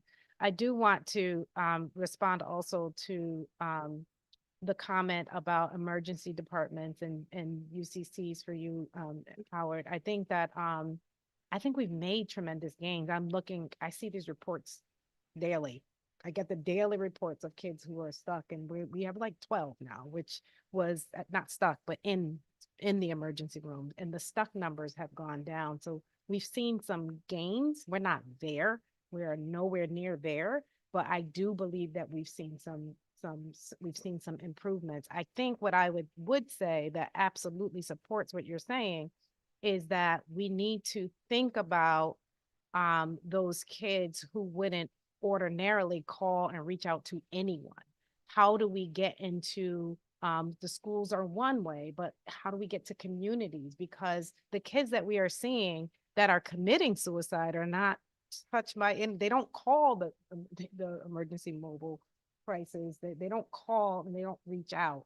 So I just want to just say, especially the last few suicides that we've seen there, we've seen, in a lot of suicides in rural communities, like you just said, and people who have never, we don't have evidence that they've reached out in that way. So I just want to say I appreciate everything that we're trying to do. I think the UCC conversation is one that is critical. I appreciated State Department of Education talking about getting the word out through schools. I believe that school is where you have a captive audience, and so we need to maximize those efforts. And happy to provide even more detailed information, and even have a presentation on the response times for mobile psych units, and so that we can put our heads together about how we might improve anything that warrants, some interventions. Thank you so much, Commissioner. One last question. We have a question from Jeff online, Jeff Vanderplug. Hi, everybody. Thanks. Great presentation. I wanted to pick up actually in the last couple of comments from Representative Nuccio and Commissioner Hill-Lilly having to do with crisis services for youth. So, and I think one of the sets of presentations we've looked at here has had to do with the youth crisis continuum that we have in place that's functioning pretty well. And that includes our 988 system, our mobile crisis system, which is specifically for youth, and our urgent care centers. And as others have pointed out, I think the needs there, like kind of thinking of those as a continuum of services that could be really supportive to students in schools and just really the community at large. But I think the two things that we need in the system are, sort of sustainable, guaranteed funding to make sure that they can continue to exist and function well. And also, as others have mentioned, there's always a need to educate the public and school districts all the time, every year, that exists, because we as a community, as individuals, as schools, institutional knowledge comes and goes. So the need to educate is continuous. And just a couple of things on the youth mobile crisis system. It's a very strong system, and we happen to do the data over here, so I know that the response times on average are around 29 or 30 minutes, and that 85% of all mobile responses happen in 45 minutes or less, which is the benchmark that we've established for the network across the years. And I think the issue is 30 minutes feels like a lifetime when you're in a crisis. If you're a teacher, if you're an administrator, if you're a parent, feels like a really long time. But by national standards, it's very, very responsive and doing a really good job getting out there into the community. So I just want to make sure I put a plug in for that continuum of 988, mobile crisis, and UCCs. Thanks. Thank you so much, Jeff. Now we're ready to move on. Erica, do you want, or? do you want me Yes, to- thank you. We have a very brief presentation from Sarah Egan, child advocate.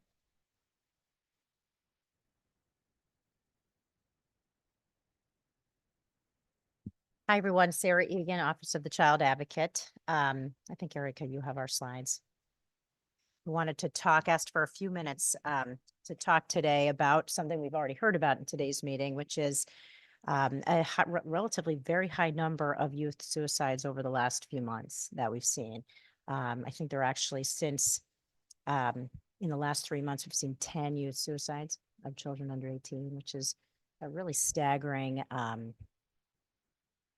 number of children that have died. And so we wanted to share with you a little bit about what we learned and talk a little bit about some of the high level, we hope high impact activities that are in the state's now updated suicide prevention plan. Just going to wait for Eric and Israeli for a second to get those slides up, but I'll try to go through them pretty quickly. So we're going to give you just the basic information about what we know about kids who have died by suicide this year, so as not to give overly identifying information. We have seen children from a range of ages from 13 to 17 in all different parts of the state, suburban, urban, urban periphery, and rural. Erica, do you want me to pause for a minute while you? Okay, let's make that a little bit bigger. Can we make that bigger? There we go. Maybe even a little bit bigger. They're a lot bigger. And what we know about the trend line in Connecticut and nationally is that suicide rates have been increasing around the country and in Connecticut. The age of children who die by suicide has been getting younger around the country and in Connecticut. It's now the second leading cause of death in children starting at age 10. So we do see children younger and younger. We do see traditionally, we saw mostly white boys die by suicide, though that is beginning to change. And you can see that in the data here. And let's go to the next slide, Erica. So this is some trend information in Connecticut. And what you can see here, we have 12 suicides to date in Connecticut for this year. But you can also see that the ages, we can see that age trend start to lower as we go through the years in Connecticut. Go to the next slide, Erica. This is some of the, over the last few years, just some of the demographic information that I was talking about. And you can see in the gender on the side, we are seeing an increasing number of girls who die by suicide in Connecticut. But just looking at that number, suicides of children 2021 to the present, N equals 42. I don't know. When I see that, I mean, it's just staggering.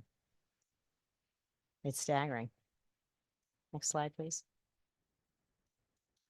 So as the Child Fatality Review Panel, which we at OCA help support, we enter data at OCA into a national child fatality review database to help partners around the country and Connecticut and federal government do surveillance and inform prevention activities. And I think there's several things that we're learning through participation in that. And a couple things I wanted to highlight for you about what we know about kids in Connecticut who have died by suicide in a recent 4-year period. So about half we knew had received mental health services, though that is unknown, for about 15%. One of the things that history of having communicated thoughts of suicide to another person, that's the last column that we know of. Almost 60% had told someone a peer, an adult, a counselor, that they had been thinking about suicide. I think significant implications from that data and how we normalize talking about mental health and how we train our community helpers and gatekeepers on suicide prevention and how we make sure we are talking about it. As we heard this morning at CFRP from some of our doctors on the panel, sometimes just asking another person if they have thought about suicide can save their life. Just asking questions about whether that's something somebody thinks can be protective. That's what the science tells us. We know that. We know that a lot of times people, including parents, because they don't know, think if I mention it, well, then I plant the seed. But the science tells us exactly the opposite. So lots of implications for prevention and intervention. That's the hopeful thing there. We see lots of different life stressors for kids. These, again, are things that we know following a child's death. Also wanted to point out the ages. You can see in the upper right-hand corner, 33% of children who died by suicide in Connecticut were between the ages of 10 and 14.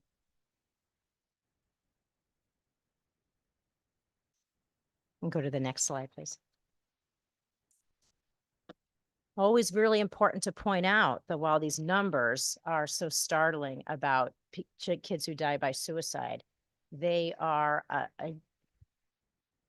a small fraction of the children in Connecticut, this is Connecticut data, who experience feelings of suicidality and who struggle with that. 16.7, almost 17 children a day treated in Connecticut emergency departments for suicidal ideation or self-harm. And you see that trend line.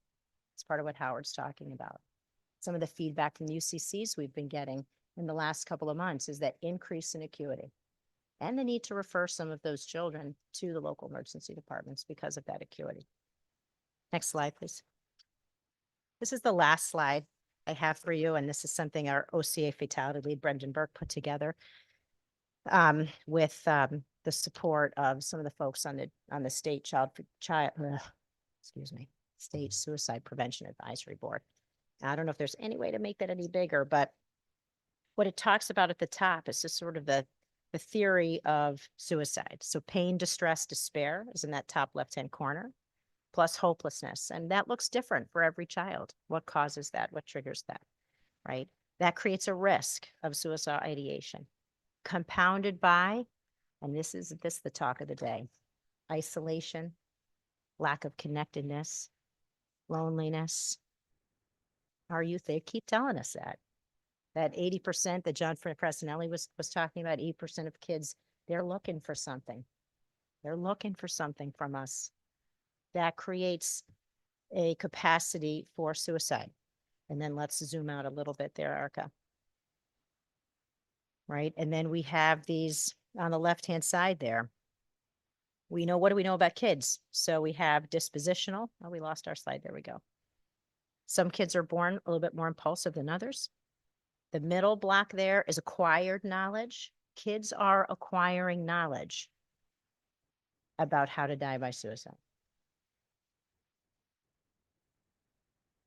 And the last is access, right? And that creates the risk of the suicide attempt. That's the last slide. What I'll say from that is that tells us there are lots of points of intervention, right? State recently updated its 5-year suicide prevention plan with a lot of really concrete activities about how to normalize the conversation in schools and with our community helpers, with our parents, with our coaches, with other adults who are with kids about mental health and specifically about suicide.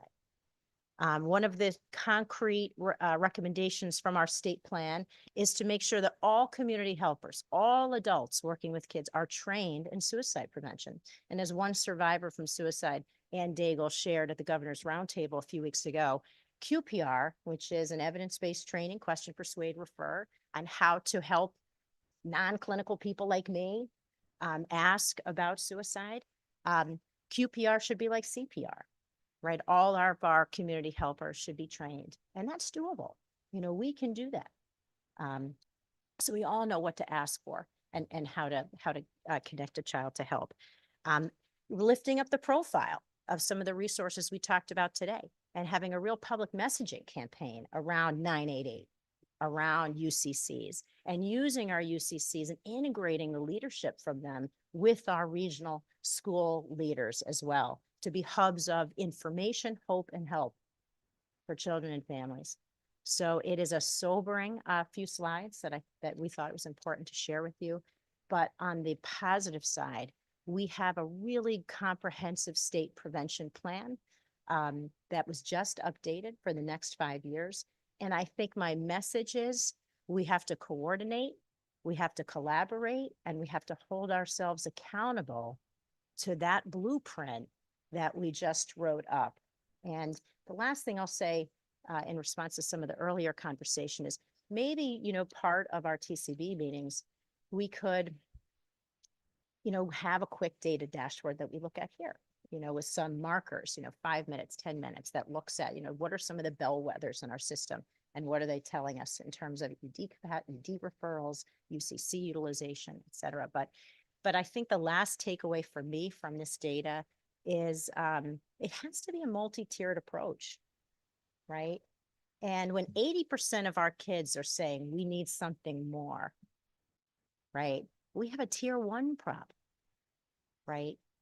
And we have an acuity problem, but we have a tier 1 problem. Our kids need something more. They need connection.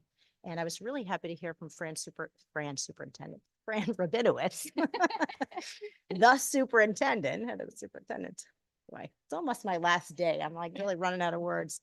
But they're bringing in, the superintendents are bringing in, now I'm going to blank on his name, Jonathan Haidt, right? Who wrote this book that several of us have been talking about, The Anxious Generation, the rewiring of children's brains due to phones and social media, which plays no small part, I think, in what we're seeing. And the Superintendents Association is bringing him in late winter to talk to the superintendents about, some tier 1 approaches to connecting our children away from that and helping them have relational experiences that I think they're pretty desperately looking for. So grim information, but want to leave that there are things we can do, that we are doing, but we have to monitor our progress, right? Accountability for what we commit to. Thanks for the time. Thank you so much, Sarah. And it is very sobering. But I also want to say that thank you for continuing the work that you've done. I will miss you very much in this capacity, but you live in West Hartford, so I know where you are. But I think that one of the things that you said, and you said so many things, and I was at that roundtable, so I heard this, and it really is just incredibly sobering. The contagion piece, it reminds me years ago in West Hartford when my sons were in school and there were suicides at 2 middle schools, and the resources were deployed in the school. They told all the parents, but there was this thing about not really wanting to talk about it because of the fear of the contagion. And what you're saying is very different than what we were told. And the reality is all the kids knew. Right? They knew anyway. They were talking about it. So it was like the elephant in the room. And we as parents were told, different ways to kind of manage that, because it is such a delicate conversation and none of us wants to make the wrong decision or choice.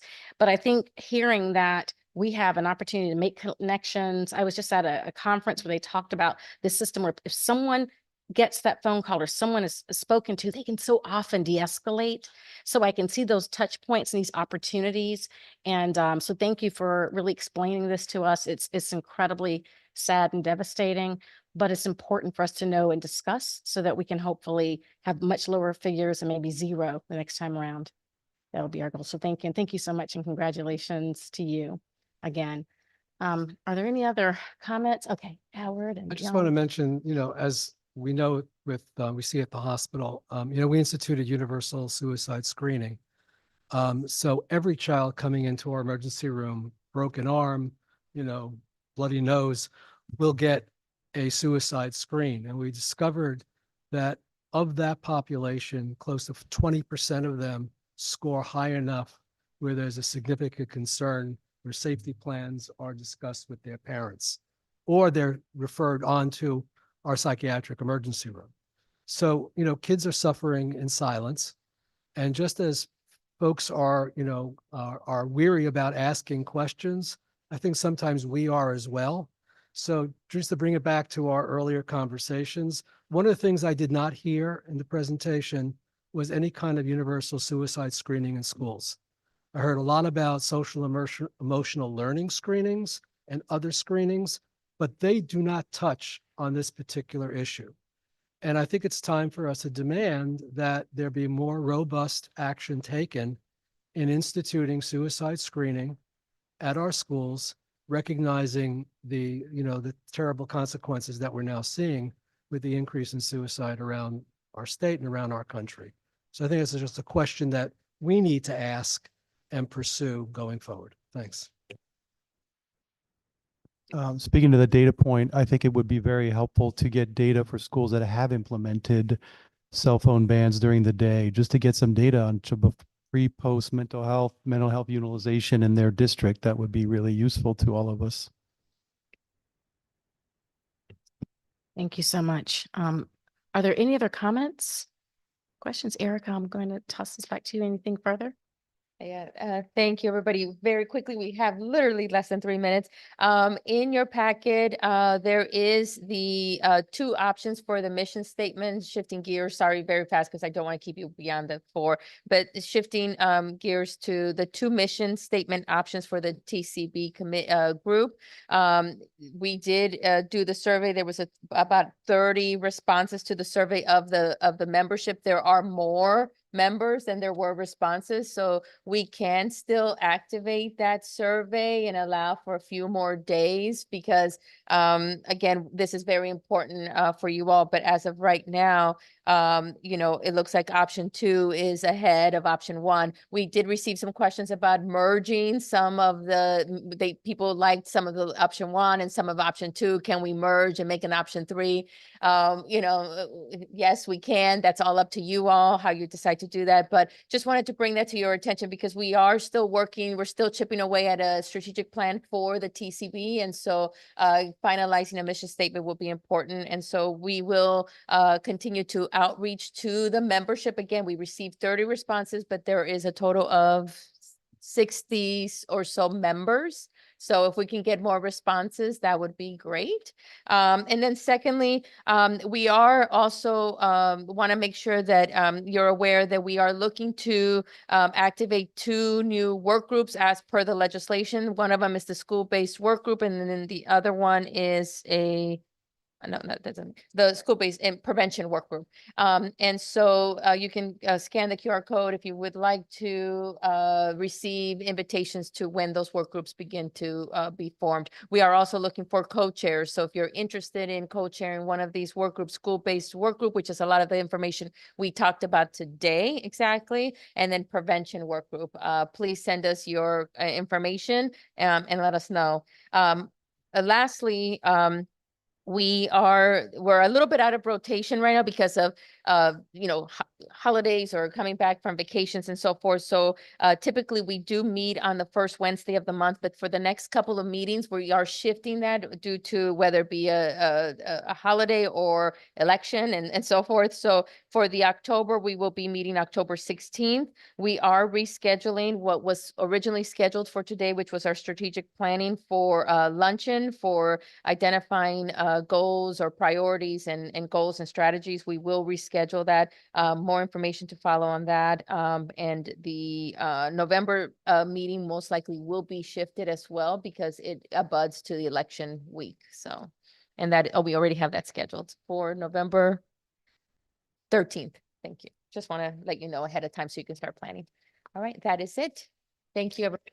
Thank you so much for your attendance. Thank you so much for your support. And we look forward to seeing you at the strategic development meeting, October 16th. Oh, and please do your survey on the mission statement, please.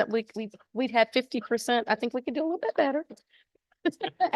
And I just would like to add, let's try and get this room again whenever we can, because then we get to see your faces. And I feel like we're creating more of a community than when we're in a tiered room.